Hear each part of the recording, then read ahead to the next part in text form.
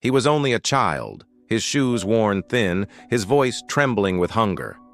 All he wanted was a single bottle of milk, not for himself, but for the little sister waiting at home with an empty stomach.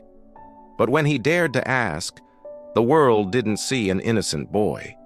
They saw the color of his skin. What happened next wasn't just cruel. It revealed a truth far bigger than one desperate request, a truth that forces us to ask, how far would you go if survival was on the line? For most people, childhood is a time of laughter, games, and endless dreams. But for Marcus, life had never been that simple. At just 11 years old, he already carried the weight of responsibility far heavier than his small shoulders should bear. His mother worked long hours at a factory on the edge of town, and his father, well, he wasn't there anymore. That left Marcus with a role no child should have to fill: protector of his younger sister, Lila. Their neighborhood was no place for children to grow up quickly, yet it demanded exactly that. The cracked sidewalks, the distant sound of sirens, the constant stretch of money that never seemed enough. It was their normal. Still, Marcus did his best to shield Lila from the harshness of it all. He made up stories to make her laugh, skipped meals so she wouldn't go hungry, and promised her that one day life would be different. But survival has its limits, and one cold afternoon when the refrigerator was nearly empty, and Lila's soft voice asked for milk, Marcus knew he couldn't wait for tomorrow.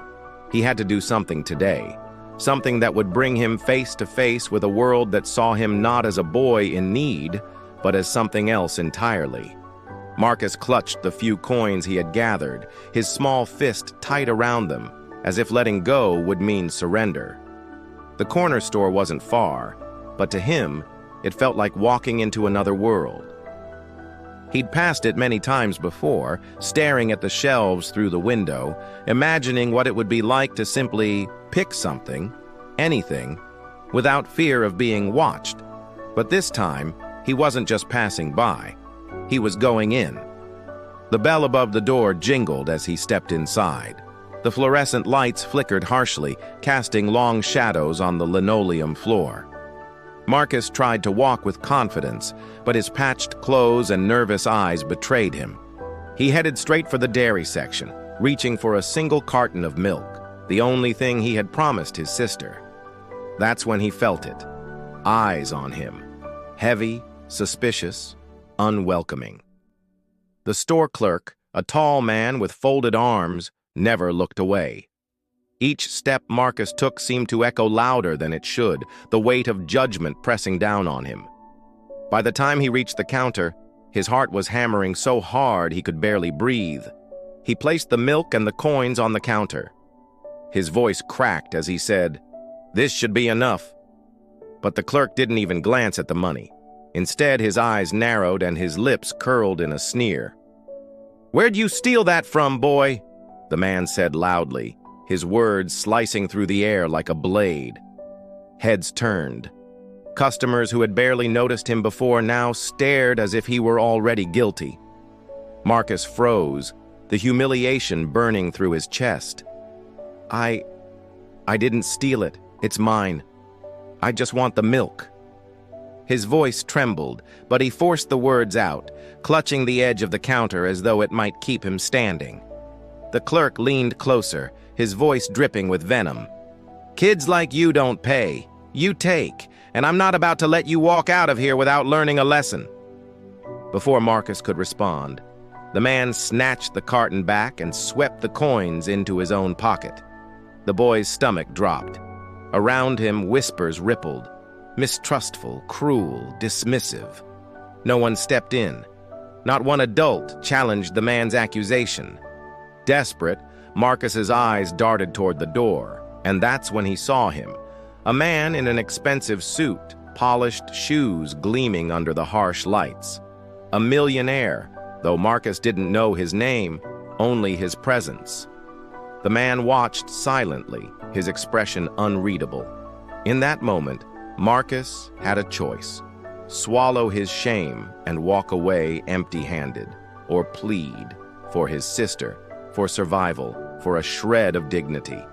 His throat tightened, tears threatening to spill, but he refused to let them fall. Instead, he stood taller, his small voice rising above the silence. "Please," he said, his words trembling but unbroken. "I swear I'll pay you when I grow up. Just let me take the milk.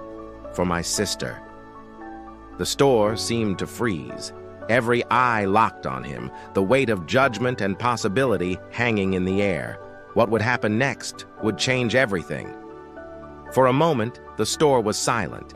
So silent Marcus could hear his own heartbeat pounding in his ears. His plea hung in the air, raw and desperate. Yet instead of compassion, it sparked something uglier. The clerk slammed his fist on the counter. "You think begging will get you what you want? Not here, not you!" His voice dripped with contempt, each word meant to cut. The milk was shoved further away, as though even its touch was too good for Marcus. Whispers turned into open stares, some shaking their heads, others smirking. A child's hunger was not what they saw. They saw only the color of his skin, and in that moment, guilt was assumed, dignity erased. Marcus's chest tightened. He wanted to run, but his sister's face flashed in his mind. Her fragile body, her quiet hope. He couldn't leave. Not yet. With trembling hands, he reached again for the milk, only to feel the clerk's rough grip seize his arm. Not so fast. The man yanked him back, loud enough for everyone to hear. "Thieves don't walk free." Marcus stumbled, the coins scattering to the floor like broken promises. His eyes darted toward the man in the suit, the millionaire who had been watching. Still, no words, no movement. Just silence. A silence louder than any shout. Tears burned at the edges of Marcus's vision, but he swallowed them down.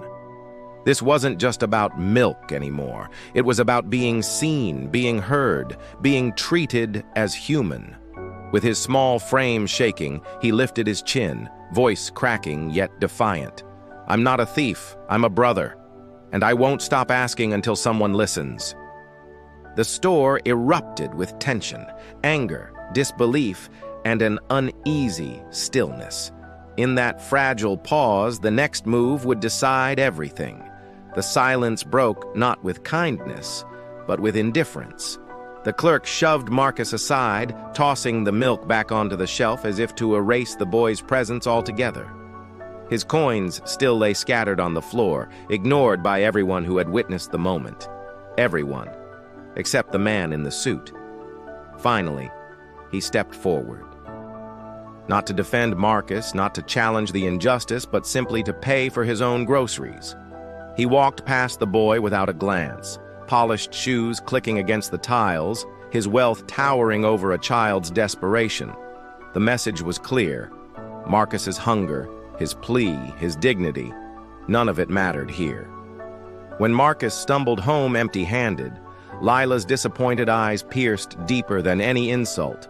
He promised her a better tomorrow, but in his heart, he carried the weight of a world stacked against them.